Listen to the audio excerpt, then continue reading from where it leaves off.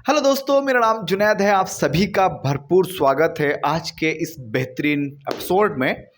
और आज के इस वीडियो में बेसिकली हम बात करने वाले हैं कि how to get job in HDFC bank as a fresher, as a experience, या फिर एज ए 12th क्लास के बेस पे हम कैसे जॉब ले सकते हैं एचडीएफसी बैंक में।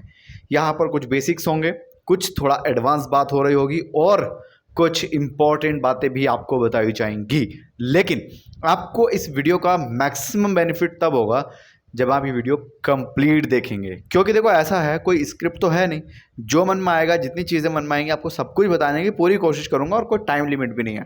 तो प्लीज़, अगर आपके पास टाइम का इशू है या आपको ऐसा लगता है कि मेरे पास टाइम की कमी है, तो आप इस वीडियो को स्पीड अप कर सकते हो और हाँ, कंटिन्यू कर सकते हैं। देखिए, एचडीएफसी बैंक में जॉब लेने का ना सबसे आसान और सबसे बढ़िया तरीका मैं आपको नंबर 1 पे बताता हूँ।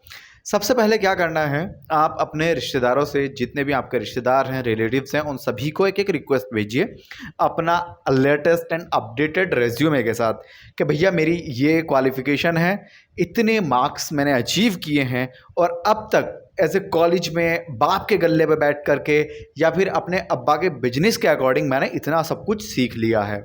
जाहिर सी बात है, कुछ ना कुछ तो आपने सीखा होगा अपने बाप से, तो बहुत अच्छी बात है। उसको भी मेंशन करिए अपने रेज्यूमे के अंदर कि मैंने अपने पापा से ये चीज़ें सीखी हैं। क्योंकि अब्बा ना जीएसटी एंड बिलिंग में बहुत काम करते हैं। कुछ लोग ऐसा है जो दुकान पे बैठते हैं, कुछ लोग ऐसा है जो सेल्स एंड मार्केटिंग में है, कुछ फेरी करते हैं, कुछ कुछ करता है।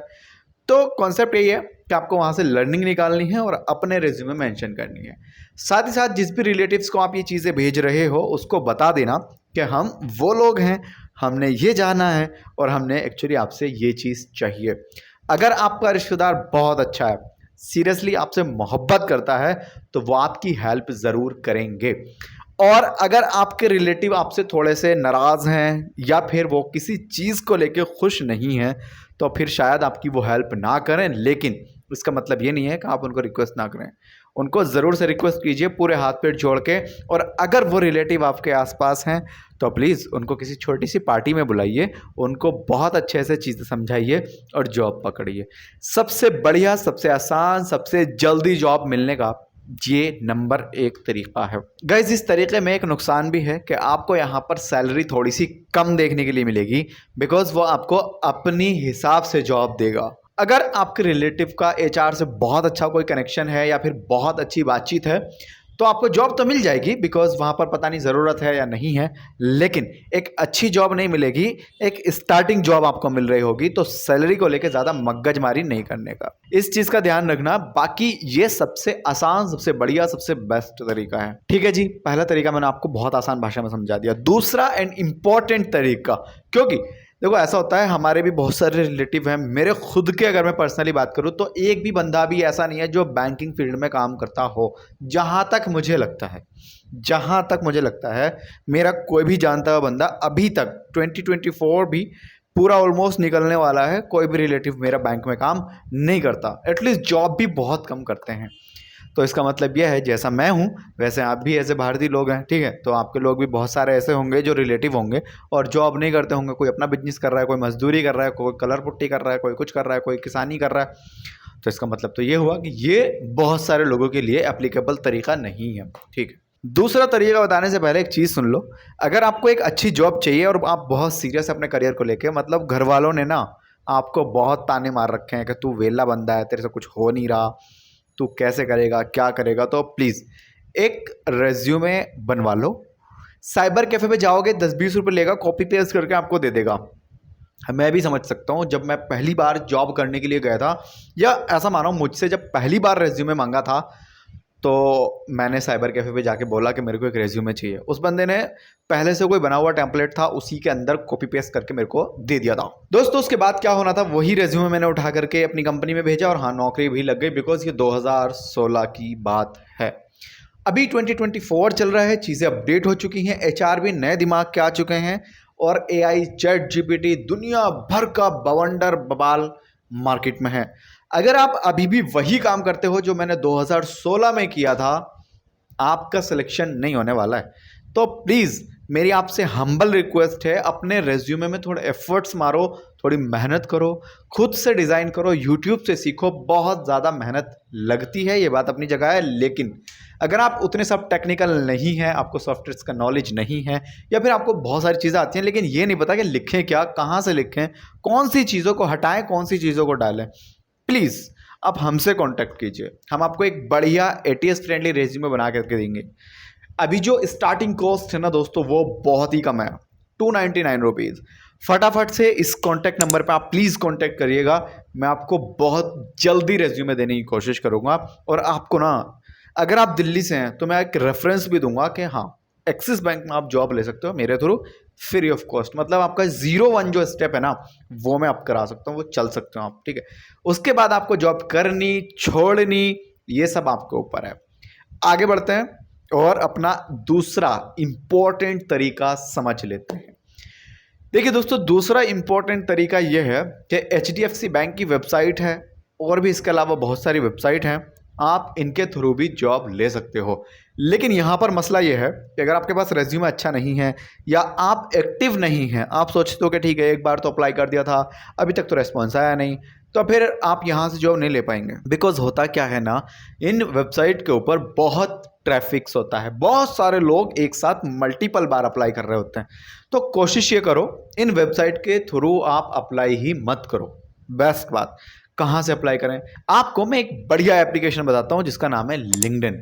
ये वीडियो स्पॉन्सर नहीं है, बिकॉज लिंक्डइन एक बहुत बड़ा प्लेटफॉर्म है और हम अभी बहुत छोटे यूट्यूबर हैं। लिंक्डइन के ऊपर ना लेटेस्ट ओरिजिनल वैकेंसी ज़्यादा दिखाई देती हैं। मतलब फ्रॉड्स तो देखो हर जगह है, खतरा हर जगह है, लेकिन आंखें आपको खोलनी पड़ेंगी। फटाफट से लिंक्डइन पे जाइए। देखो ये जो एप्लीकेशन है ना, जिसका नाम मैंने आपको लिंक्डइन बताया, इसका लिंक मैं आपको डिस्क्रिप्शन में दे दूंगा। बिकॉज बहुत सारे लोग जो पहली बार देख रहे हैं, जिनको नई आइडिया है कि क्या है लिंक्डइन, उनको समझ में नहीं आएगा कि क्या किस चीज़ की बात चल रही है। भैया एक सिंपल सा एप्लीकेशन है, ऐप है, ठीक है, एंड्रॉयड ऐप है, और ये iOS भी है, एप्पल वालों आपके लिए भी है। फटाफट से डाउनलोड करो, उसके ऊपर प्रोफाइल बनाओ बहुत अच्छे से। जिन लोगों को ये आइडिया नहीं है कि प्रोफाइल कैसे बनेगी, क्या चीज़ें होंगी, कैसे कर सकते हैं, कैसा फोटो एंड ऑल, अगर आप हमसे अपनी प्रोफाइल ऑप्टिमाइज कराना चाहते हैं लिंक्डइन के ऊपर, तो भैया हम पैसे लेंगे। ऑलमोस्ट 499 रुपये उसकी कॉस्ट आएगी। हम अच्छा फोटो लगा करके देंगे, पूरा बायो लिख करके देंगे, आपका जितना क्वालिफिकेशंस है, जितना सर्टिफिकेशंस है, सब उसमें आप बिल्ड करके देंगे, आपको बना करके दे देंगे। एसईओ फ्रेंडली होगा। अब दोस्तों, वो जो एसईओ फ्रेंडली लिंक्डइन है, ठीक है, वो आप खुद से भी बना सकते हो। बिकॉज यूट्यूब पर ट्यूटोरियल अवेलेबल है। आप लिखोगे कि लिंक्डइन पर आईडी कैसे बनाएं, अच्छे से कैसे बनाएं, सब आपको बता देंगे लड़के।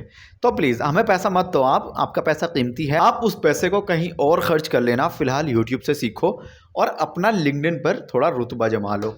एक चीज़, अच्छा लिंक्डइन से हमें भैया जॉब कैसे मिलेगी ये तो बताओ। तो मैं आपको बताता हूँ। देखो, लिंक्डइन पर हैं बहुत सारे HR, ह्यूमन रिसोर्सेज, जो एक्चुअली हायरिंग करते हैं बंदों की, और वो आए दिन, हर दूसरे दिन, हर तीसरे दिन वैकेंसी निकालते रहते हैं कि मुझे 10 बंदों की ज़रूरत है, HDFC बैंक को इतने लोगों की ज़रूरत है, कोटक महिंद्रा बैंक को इतने लोगों की ज़रूरत है, ठीक है। आप उनको बस सब्सक्राइब कर लो, मतलब उनका नोटिफिकेशन बेल दबा दो। तो आप जब ये काम कर लोगे तो आपके पास नोटिफिकेशन आना शुरू हो जाएगा कि इतना जॉब्स आ रहा है, इतना हो रहा है। अच्छा, आप वहाँ पर पूरा डिटेल देखो और अपना इंटरव्यू देने चले जाओ। कई बारी आप JD अगर नहीं पढ़ोगे तमीज़ के साथ, आई मीन टू से जॉब डिस्क्रिप्शन अगर आप अच्छे से नहीं पढ़ते हो, तो आपका फिर थोड़ा सा ना बेवकूफ़ भी बन सकता है। बिकॉज अगर उन्होंने लिखा है कि हमें एक्सपीरियंस कैंडिडेट चाहिए और आप फ्रेशर चले जाते हो, तो वो बिल्कुल भी हायर आपको नहीं करेंगे, चाहे आप कितने भी टैलेंटेड हैं। कोशिश ये करो जब फ्रेशर के लिए वैकेंसी आए तभी आपको जाना है, या फिर आप कमेंट्स में पूछ लो HR से, क्या ये अपॉर्चुनिटी फ्रेशर्स के लिए है? अगर उन्होंने बोला कि यस है, तो आप जा सकते हो। और ऐसा है, बहुत सारे मल्टीपल वैकेंसीज फ्रेशर्स के लिए भी आते हैं, ठीक है। वॉक इन ड्राइव पे आपका इंटरव्यू होगा, रेज्यूमे अच्छा लेकर के जाना, हमसे बनवा लेना, कोई ऐसा बड़ा मसला नहीं है। अच्छा, एक बहुत मैंने इंपॉर्टेंट बात नोटिस किया, आपको मैं बताना चाहूँगा, प्लीज़ थोड़ा ध्यान से सुनो यार। 3 साल इंडिया में ग्रेजुएशन के हैं, इंडिया में भी, पाकिस्तान में भी, बांग्लादेश में भी, या जितने भी हमारे नेबरहुड कंट्री हैं सभी के अंदर ऑलमोस्ट ग्रेजुएशन में 3 साल लगते हैं। MBA 2 साल का होता है, सेम सा ही है।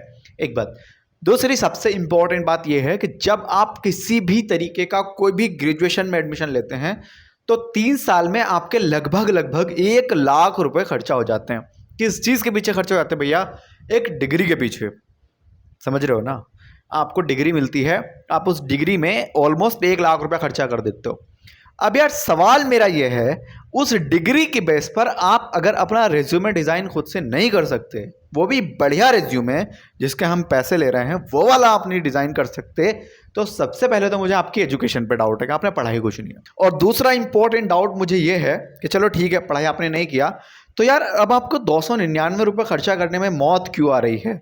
ठीक है, आपको नहीं बनाना आता है भाई, कोई बात नहीं, आपके कॉलेज वालों ने आपको ये चीज़ें नहीं सिखाई, लाना था उनके ऊपर फर्स्ट ऑफ ऑल। लेकिन अगर आप फिर भी 1 लाख रुपए 2 लाख रुपए आप लगा करके वहाँ से आ रहे हो भैया ग्रेजुएशन में, और आप यहाँ पे 299 या 399 या 499 खर्चा करने में डर रहे हो, तो फिर आपके अंदर थोड़ा भी बचपना है। ठीक है, आप प्लीज़ थोड़ा इम्प्रूव करो यार, खुद को आदमी समझो। और ये पैसा आप कोई पार्टी में नहीं खर्च कर रहे हो, या ये पैसा आप कहीं ऐसे जुए शराब में नहीं खर्चे कर रहे हो। आप अपना एजुकेशन का फर्स्ट स्टेप, जब आप कहीं भी जाओगे ना और आप बोलोगे ना कि मुझे जॉब चाहिए भैया, तो वो बंदा या बंदी जो आपको जॉब देने की कोशिश करेगा, सबसे पहले क्या मांगेगा आप खुद बताओ। वीडियो पॉज करके आप लिखो क्या मांगेगा। ऑब्वियसली रेज्यूमे ही मांगेगा ना। ये तो है नहीं कि 10वीं का सर्टिफिकेट भेज दो, 12वीं का सर्टिफिकेट भेज दो, नहीं, वो आपसे बोलेगा प्लीज शेयर योर रेज्यूमे, वो भी अपडेटेड। तो मेरा कॉन्सेप्ट ये है, अपडेटेड रेज्यूमे होना जरूरी है।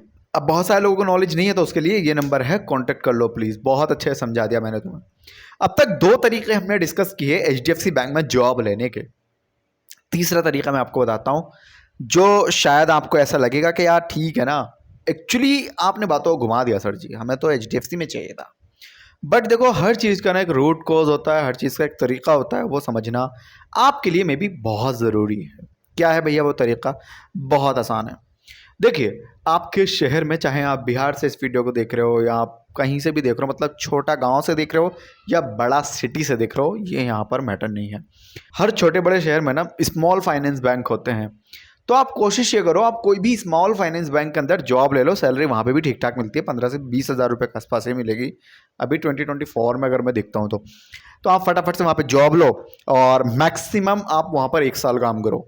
थोड़ा अच्छे से काम करो, मेहनत से काम करो। अच्छा, जब आप वहाँ पर 1 साल काम कर लोगे ना, तो आपको इतना सब अच्छा सा नॉलेज हो जाएगा कि कैसे बैंक में जॉब लेते हैं, रिज्यूमे के अंदर कौन सी चीज़ें लिखनी चाहिए और क्लाइंट से कैसे बात करते हैं, या इसके अलावा और भी बहुत सारी चीज़ें। अब दोस्तों, आपको ना सिखाने की ज़रूरत नहीं पड़ेगी कोई भी चीज़। फिर जब आपको लगे कि 1 साल हो गया है, अकाउंट्स में थोड़ा पैसा भी इकट्ठा हो गया है, फिर आप सीधा रिज़ाइन डालिए। दूसरी जगह पर अपना इंटरव्यू शेड्यूल कराइए। अगर आपको वहाँ पर सिलेक्शन हो जाता है तो आप यहाँ पर रिज़ाइन डाल सकते हैं, और अच्छे से। ठीक है, ये नहीं कि जॉब छोड़ दिया दूसरी जगह, नहीं भैया, अच्छे से रिज़ाइनिंग करिए और उसका जो तरीका है, जो नोटिस पीरियड है, उसको अच्छे से सर्फ वगैरह कीजिए, देन नेक्स्ट प्रोसेस में घुसिए। ये थोड़ा लॉन्ग लास्टिंग तरीका है, लेकिन ये भी वैलिड है। बहुत सारे लोग अपने करियर का स्टार्टिंग यहीं से करते हैं, क्योंकि देखो ऐसा है, बहुत सारे लोगों के पास उतना सब पैसा तो है नहीं कि वो कोई प्रोग्राम में एनरोल कर लें या कुछ और चीज़ें कर लें। तो ये भी एक बेस्ट तरीका है। मेरे कुछ फ्रेंड्स लोग हैं जिसमें कुछ फीमेल्स हैं कुछ मेल्स हैं, उन्होंने यही किया है। पहले किसी छोटे बैंक में जॉब पकड़ लिया, उसके बाद अब वो बड़े बैंकों में ट्राई कर रहे हैं और उनको सैलरी भी अच्छी देखने के लिए मिल रही है। ये भी तरीका वैलिड है। 4-5 तरीके मैंने आपको बताए हैं इस वीडियो में। मैं भी आपकी समझ में सारी चीज़ें आ गई होंगी।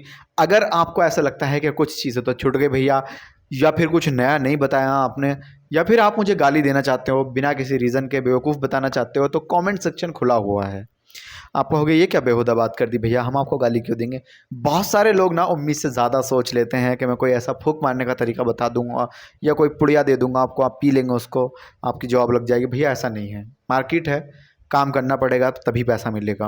अब आप ये वीडियो देख रहे हो, अगर इस वीडियो में शुरू में मैंने आपको गंद दे दिया होता, अच्छी चीज़ नहीं बताई होती, तो आप क्यों देखते? कॉन्सेप्ट समझे आप? हाँ, अच्छी बात है। अब मेरा यही कहना है कि थोड़ा रिसर्च करो, अपनी प्रोफाइल को लेकर थोड़ी मेहनत कर लो यार। ठीक है, एफर्ट्स मारोगे, रिजल्ट मिलेगा, और रिजल्ट ऐसा मिलेगा, ऐसा रिजल्ट मिलेगा कि आप ना थैंक यू लिखना आ जाओगे यहाँ कमेंट सेक्शन में। दोस्तों, अपडेटेड रेज्यूमे होना ज़रूरी है, तो प्लीज़ इस कॉन्टैक्ट नंबर पे कॉन्टैक्ट करना बिल्कुल मत भूलिएगा। फिलहाल इस वाले वीडियो में इतना ही।